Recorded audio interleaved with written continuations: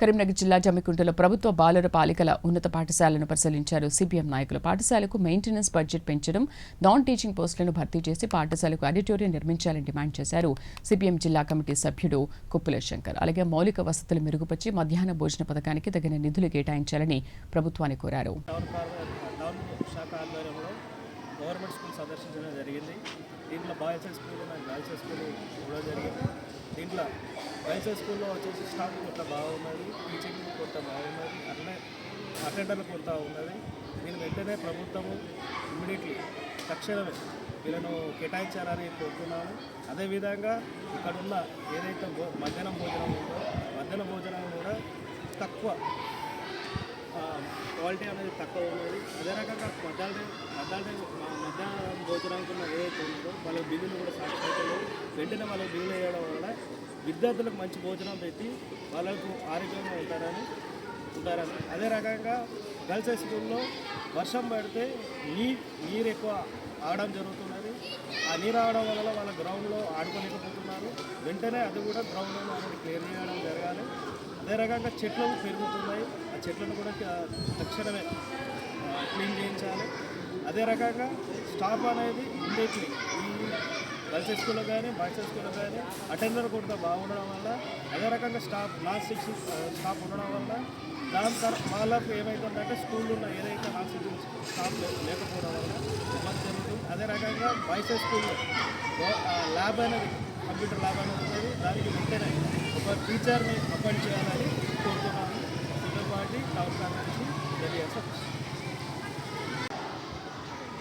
ఈరోజు ఏదైతే పార్టీ జిల్లా కమిటీ పిలుపు మేరకు సిపిఎం పార్టీ టౌన్ శాఖ ఆధ్వర్యంలో మరి జమ్మికుంట పట్టణంలో ఉన్నటువంటి 2 ప్రధాన స్కూళ్ళను సందర్శించడం జరిగింది. మరి ప్రభుత్వ విధానాలు ఈ చెప్పేదేమో ఉన్నంత ఉంటుంది, ఆచరణకు వచ్చే మాత్రం అవగింజంత ఉంటుంది. ఒక పక్క ఇంటిగ్రేటెడ్ స్కూళ్ళు, ప్రభుత్వ స్కూళ్ళల్లో మరి పిల్లలకు మెరుగైన సౌకర్యాలు, వాళ్ళకు వసతులు, భోజనాలు అన్నీ కల్పిస్తున్నామని చెప్తున్నారు. కానీ క్షేత్రస్థాయిలో వచ్చి చూస్తే ఇక్కడ ఇవాళ నిత్యావసర వస్తువులు విపరీతంగా పెరిగిపోయినాయి. మరి తలసరి ఒక విద్యార్థికి 8 రూపాయలు మెనుకు సంబంధించి ఇస్తున్నారు. మరి దాంట్లో 8 రూపాయలలో ఏ రకమైనటువంటి పౌష్టిక ఆహారం కానీ లేకపోతే వంటలు వాళ్ళకు పుష్టికరంగా అందించి పెడతారని చెప్పేసి మేము ప్రశ్నిస్తున్నాం. వెంటనే ప్రభుత్వం బడ్జెట్లో కేటాయించి విద్యారంగానికి అధిక శాతంలో ఖర్చు పెట్టాలి. అదేవిధంగా మరి వంట చేసేటువంటి మధ్యాహ్న భోజనం కార్మికులకు కూడా ఇవాళ జీతాలు 3,000 రూపాయలు నెలకిస్తుంది. అంటే ఇవాళ సుమారుగా ఈ బాయ్స్ హై స్కూల్లో సుమారుగా దాదాపు 280 నుండి 300 లోపు విద్యార్థులు ఉన్నారు. మరి ఇంతమందికి వంట చేసి వాళ్ళు సేవ చేస్తున్న వాళ్ళకు అది కూడా కేంద్ర ప్రభుత్వం ఒక 1000 రూపాయలు, రాష్ట్ర ప్రభుత్వం 2000 ఇస్తున్నది. అవి కూడా సరిగా పడడం లేదు. ఇక్కడ ఇప్పటికీ మన విశాలమైనటువంటి స్థలం ఉన్నది ఈ బాయ్స్ హై స్కూల్కు. దీనికి సంబంధించి కూడా ఒక 250 మంది పిల్లలతోటి ఒక సమావేశం ఏర్పాటు చేయాలంటే మరి ఒక ఆడిటోరియం కూడా లేనటువంటి పరిస్థితి. ఎందుకంటే ఇది మండల హెడ్ క్వార్టరు గుండెకాయ లెక్క సెంటర్లో ఉన్నటువంటి పరిస్థితి.